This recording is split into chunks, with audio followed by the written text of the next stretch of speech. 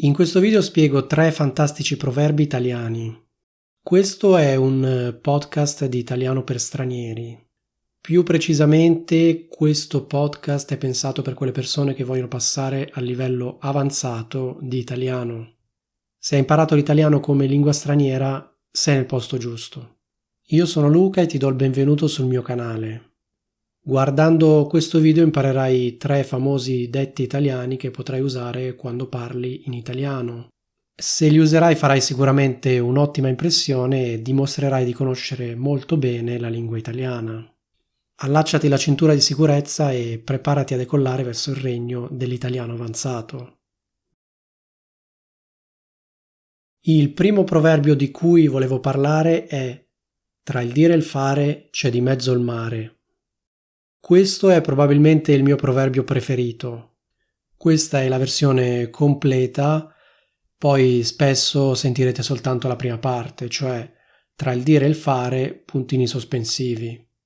Cioè molto spesso non diciamo i proverbi per intero, diciamo soltanto la prima parte e l'altra persona capisce benissimo a che proverbio ci riferiamo.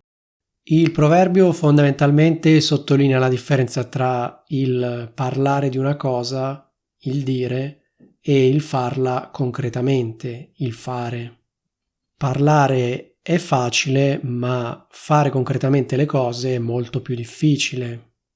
Quindi il mare indica proprio la distanza, la differenza abissale che separa da un lato il dire e dall'altro il fare. O in altre parole la differenza che c'è tra il parlare e l'agire. Per esempio, se un mio amico mi dice: da domani mi sveglierò tutti i giorni alle 5 e dedicherò 2 ore al giorno allo studio della lingua italiana. Prima ascolterò 1 o 2 podcast di italiano per stranieri e poi farò qualche esercizio di grammatica italiana. Ecco, se il mio amico mi chiede il mio parere sul suo piano, se mi chiede cosa ne penso del suo progetto, io gli potrei rispondere: sì, ok, il tuo progetto è molto bello, però tra il dire e il fare c'è di mezzo il mare. Cosa significa? Significa che ora per lui è facile parlare di questo piano, però poi metterlo in pratica sarà molto più difficile. Oppure, per fare un altro esempio, sono sicuro che conoscete delle persone che tendono a sminuire i risultati o i successi degli altri.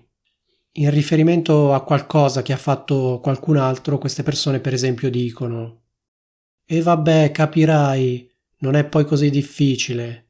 Anche io, se volessi, potrei farlo.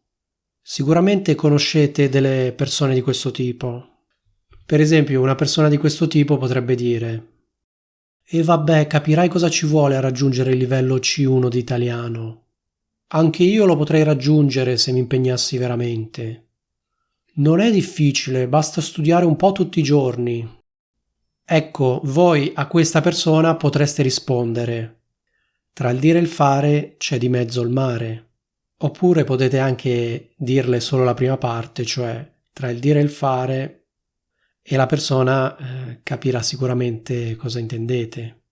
Ma passiamo al secondo proverbio. Il secondo proverbio di cui volevo parlare è: il troppo stroppia. Questa è sicuramente la variante più comune, ma potreste sentire anche il troppo storpia. Io personalmente preferisco il troppo stroppia perché mi sembra che suoni molto meglio. Ma facciamo subito un esempio con questo proverbio. Facciamo finta che a casa mia ci sia una parete completamente vuota. C'è una parete bianca e su questa parete non c'è niente. Non ci sono quadri e non ci sono ripiani. Allora una mia amica mi consiglia di appendere qualche quadro. Dice che secondo lei la parete così vuota non sta molto bene e consiglia di appendere qualche quadro. Io allora appendo 3 quadri e mi rendo conto che effettivamente così la parete è più bella. Poi però la mia amica mi consiglia di aggiungere altri 3 quadri. E io le rispondo: no, meglio di no, il troppo stroppia. Cosa significa? Non conviene esagerare, è meglio evitare gli eccessi. Una quantità troppo piccola non va bene, ma neanche una quantità troppo grande va bene. Se si esagera si rischia di peggiorare la situazione. Stroppiare è una variante colloquiale del verbo storpiare, che fondamentalmente significa deformare, rovinare, danneggiare. Quindi letteralmente questo proverbio significa: una quantità eccessiva, il troppo, rischia di avere degli effetti negativi e potenzialmente dannosi. Sicuramente conosci la parola troppo usata come aggettivo oppure come avverbio. Ecco, in questo caso la parola troppo viene usata come sostantivo. Questo proverbio può essere usato in varie situazioni. Per esempio, prendiamo il caso delle lezioni di italiano. Una lezione di italiano dovrebbe fornire un numero sufficiente di informazioni, ma se l'insegnante esagera e fornisce troppe informazioni, troppi dettagli, non va bene. Come dice il proverbio, il troppo stroppia. Nel caso della lezione, troppe informazioni, troppi dettagli rischiano di rovinare la lezione. Oppure, per fare un altro esempio, se per noi il caffè è troppo amaro, noi possiamo aggiungere un po' di zucchero, no? Però non dobbiamo esagerare e non dobbiamo aggiungere troppo zucchero, perché il troppo stroppia e in questo caso troppo zucchero rovinerebbe il sapore del caffè. Ecco, passiamo al terzo proverbio. Il terzo proverbio di cui vi volevo parlare è: chi non risica non rosica. Questa è la forma completa, si può citare anche soltanto la prima parte, cioè chi non risica, puntini sospensivi. Questo proverbio di per sé non è molto trasparente, ma è semplicissimo da spiegare. Non è trasparente perché i due verbi risicare e rosicare sono verbi toscani che non vengono usati nell'italiano standard contemporaneo.